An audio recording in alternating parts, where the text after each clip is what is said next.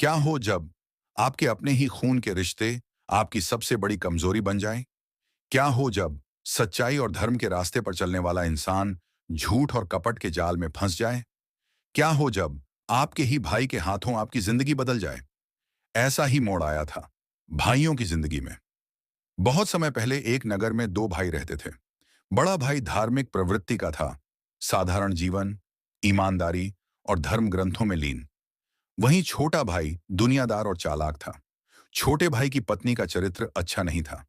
वह बार बार बड़े भाई को अपनी ओर आकर्षित करने की कोशिश करती, मगर असफल रहती।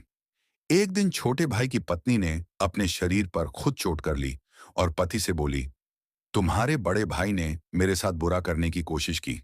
जब उसकी बात नहीं मानी तो उसने मुझे मारा। यह सुनकर छोटा भाई गुस्से से आग बबूला हो उठा। वह सीधा जंगल की ओर भागा, जहां उसका बड़ा भाई धर्म ग्रंथ का पाठ कर रहा था। बिना कुछ सोचे समझे उसने कुल्हाड़ी उठाई और बड़े भाई के दोनों हाथ पैर काट डाले। खून से लथपथ बड़े भाई ने दर्द सहते हुए कहा, भाई, मैं तुमसे क्रोधित नहीं हूं। तुमने मुझे अपंग कर दिया, लेकिन एक निवेदन है। कृपया मेरी प्रार्थना मान लो। मेरे सीने पर धर्म ग्रंथ रख दो, ताकि मैं अपना पाठ जारी रख सकूं। लेकिन छोटा भाई उसकी बात को अनसुना कर वहां से चला गया। उसी समय जंगल से गुजरती एक बूढ़ी औरत ने उसे देखा। वह ललकड़ियां बीन रही थी। उसने खून से सने अपाहिज बड़े भाई को उठाया और अपने घर ले गई। वह औरत बहुत दयालु थी। उसने बड़े भाई की सेवा की, उसके घाव भर दिए और उसका सहारा बन गई। धीरे धीरे बड़े भाई का जीवन फिर से चलने लगा। एक दिन सुबह राजमहल से ऐलान हुआ, सुनो सुनो, रात भर राजकुमार के बाग से फूल चुराए गए हैं। जो भी चोर को पकड़कर लाएगा, उसे भरपूर इनाम मिलेगा।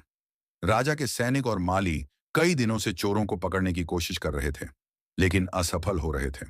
राजा बहुत दुखी था, क्योंकि उसे फूलों का शौक बहुत था।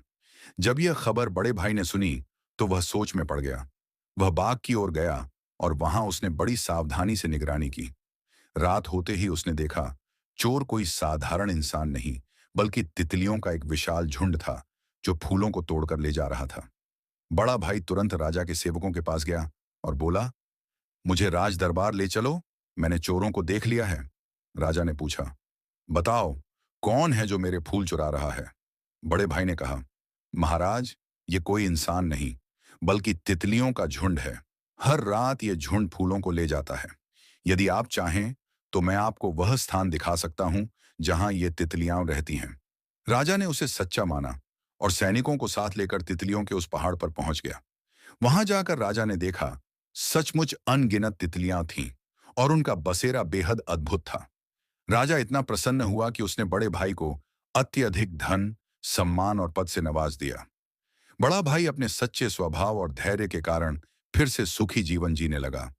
जब बड़े भाई को राजा से सम्मान और सुख मिला, तो पूरे नगर में चर्चा होने लगी। वही बड़ा भाई जिसे उसके अपने ने ही अपंग बना दिया था, आज राजा का विश्वास पात्र है। यह सुनकर छोटे भाई का मन जलने लगा।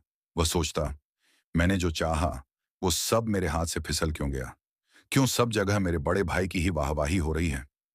लेकिन यह जलन धीरे धीरे उसके जीवन में जहर बन गई। उसकी पत्नी, जिसने पहले ही उसे भटकाया था, अब और लालच देने लगी। देखो, तुम्हारा भाई राजा का चहेता बन गया है। अगर तुम चाहो तो उसे हटाकर उसकी जगह ले सकते हो। छोटा भाई फिर से लालच और झूठ की राह पर चल पड़ा। वह बार बार कोशिश करता कि राजा को बड़े भाई के खिलाफ भड़का सके। कभी कहता, महाराज, मेरा बड़ा भाई असल में छल करता है। कभी कहता, वो तितलियों के बहाने से आपको धोखा देगा।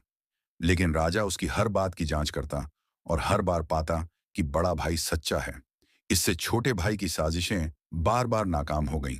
धीरे धीरे नगर के लोग भी छोटे भाई से दूरी बनाने लगे। उसे हर जगह अपमान और अविश्वास का सामना करना पड़ा। यहां तक कि उसकी अपनी पत्नी भी लालच के चलते उसे छोड़कर किसी और के पीछे चली गई। छोटा भाई अकेला पड़ गया, न सम्मान, न परिवार, न ही लोगों का भरोसा। वह पश्चाताप में जलता रहा, लेकिन तब तक बहुत देर हो चुकी थी। तभी एक रात छोटा भाई चुपचाप अपने घर से निकला और उसी जंगल में गया जहां उसने कभी अपने बड़े भाई के हाथ पैर काटे थे। वहीं जमीन पर बैठकर वह रोने लगा। हे भगवान, आज समझ आया कि मेरे बड़े भाई का रास्ता सही था।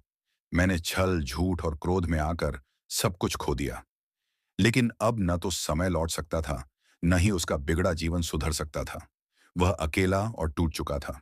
जंगल में रोते हुए छोटा भाई अचानक देखता है कि वहीं तितली उसके सामने उड़कर बैठी है, जो कभी बड़े भाई ने राजा को दिखाई थी। वह तितली जैसे भगवान का संदेश लेकर आई हो। सत्य और धैर्य ही असली जीत है। छोटा भाई तितली को देखते ही और फूट फूट कर रोने लगा। वह जमीन पर गिरकर कहता, भाई, अगर आज तुम मेरे पास होते तो मैं तुम्हारे पैर पकड़कर माफी मांगता। तभी धीरे धीरे उसकी आंखें बंद होने लगती हैं और वह उसी जंगल की मिट्टी में सदा के लिए सो जाता है। निष्कर्ष, लालच से भरा इंसान कभी चैन से नहीं जी सकता।